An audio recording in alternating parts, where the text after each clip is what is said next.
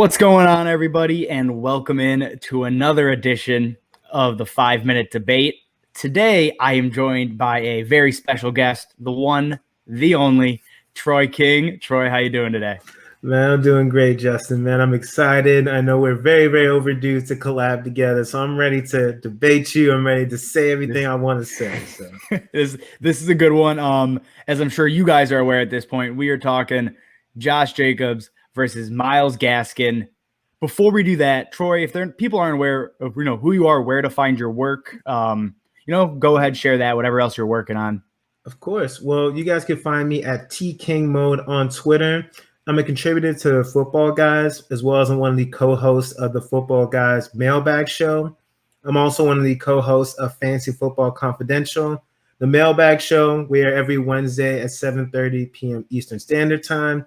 Fantasy Football Confidential, we're on at 9 p.m. Eastern Standard Time on Wednesdays. So check us out. Again, you can find all my work, Football Guys, and just follow my Twitter. I'm a mix of fantasy. I'm a mix of just goofiness. So I think you'll be entertained if you follow me. If you don't, the goofiness is dead on there. I think that cannot be understated. All right, let's get in. I'm going to pass it to you first. As always, we got the timer here. All right, Troy, what do you have on Myles Gaskin? Man, you might need a longer timer. No, I'm just playing. All right, so Myles Gaskin, right? So here's a couple of things.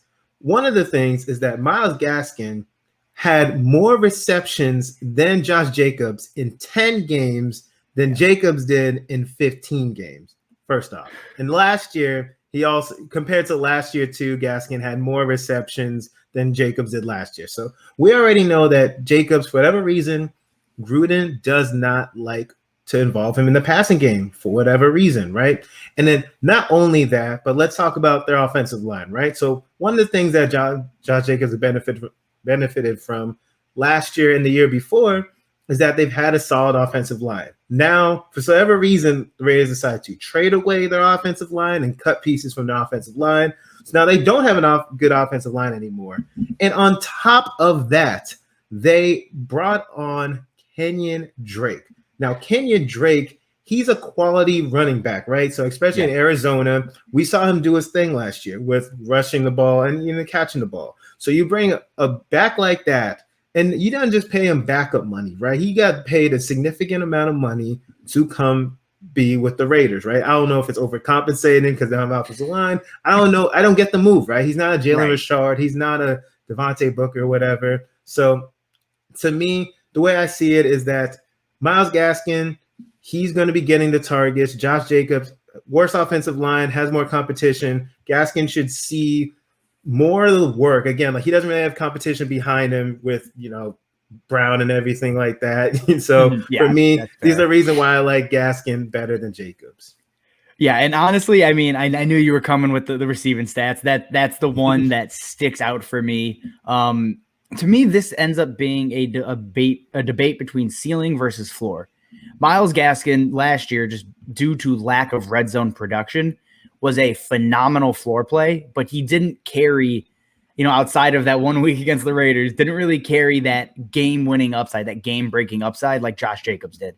When you're looking at, RB1 weeks, Jacobs had 40% of his games as an RB1, Gaskin 30%, and then RB2, Gaskin 40%, Jacobs 26.7. So even the consistency for Jacobs was a little bit overstated because they were right there in terms of, percentage totals. While Gaskin felt extremely safe, a lot of that came with a 30% clip at RB3 weeks where he was solid, but not great. He was usable. And then Jacobs, again, RB4, 20% of the time. That's the issue with people. But what it comes down to is the red zone. And I think Jacobs still dominates the red zone for the Raiders. I mean, last year he was, converted, here is it, 16% of his carries inside the 20 into touchdowns. Gaskin only 8%. And I think that's where, while I don't think Malcolm Brown is very good, I do think he is very good in the red zone. And we saw that last year with the Rams. I'm all over the place here. So to me, that is what this comes down to. And if I'm taking a guy, they're going basically back-to-back in positional ADP, RB20, RB22, I'm going to take the shot on Jacobs and take the upside over the high floor of Gaskin this year. No, I completely understand. That's the one Yeah. area, like you said, that Gaskin struggled in terms of the goal line. I feel that's the only Yeah. place that he possibly struggled in, right? So, That but is it. yeah, exactly. But then with Josh Jacobs, right? But the problem is, I see that Kenyon Drake is going to be just stealing not just passing work, but rushes as well. I believe That's that fair. Jacobs is still going to be the RB1, but Drake is more than capable of, again, if Jacobs gets hurt, Drake is going to be, in terms of rising in value, that's going to be Drake Oh gosh, because yeah. he's competent enough. Again, he's just not some backup. He's way too competent compared to like Malcolm Brown versus Myles Gaskin. Yes, I believe that Brown was brought in to take the short yardage, but I feel like he's going to get less opportunities than Yep. Kenyon Drake is in comparison. Yeah, I know. I hear what you're saying. And then just kind of go back to touch on the offensive line issues. Last year, that offensive line for the Raiders was just, it was abysmal. It wasn't what we had saw, the previous 2 seasons where they were, near tops in the league. They were projected to be phenomenal, and that offensive line just struggled. And I'm honestly encouraged by the moves that they have made because they have gone out and retooled that offensive line, which I think was desperately overdue. That line was aging and underperforming. And in my mind, I don't think it's going to be as bad as it was last year. Jacobs, I think if you're just looking at pure talent, is a better talent than Myles Gaskin, just as a pure running back, which I don't think many people would argue. So given even a slightly worse offensive line, I think he can put up very similar numbers, if not better than Gaskin. And one of these days, I think Gruden's going to figure out the offensive to use him in the receiving game. That was what he was known for coming out of college. And Gruden just refusing to do it drives me insane. And this is just me being a hopeless optimist, I think. But maybe he'll get some work this year. Maybe he'll see more than 40 targets. Because if he does, I mean, you get that RB1 ceiling again, which I don't know if that's in Myles Gaskin's range of outcomes this year. No, I completely understand. Again, I believe that Myles Gaskin. Also, the offense have a much improved offensive line as well. They do. Last year, a bunch of rookies. Now they have more experience, and then they've just been adding more pieces. So that's also going to play a factor. They've killed that offensive line because it was terrible 2 years ago, and they've turned it around. Terrible for most of my life. Just your adult life. Yeah.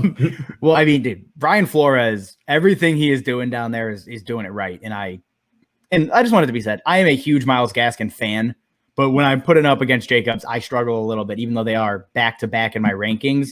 I think it's, again, upside versus floor. You guys decide. That does it for us here at the 5-minute debate. Troy, why don't you go ahead, remind everybody where they can find your work and, what else you're working on. Of course, you guys can find me at T King Mode on Twitter, as well as I'm a contributor to Football Guys. You can find my articles there. I have a recent DeAndre Hopkins article. I make an argument about why he could be wide receiver 1, as well as I can make an argument about why Nick Chubb could be top 5 even in PPR.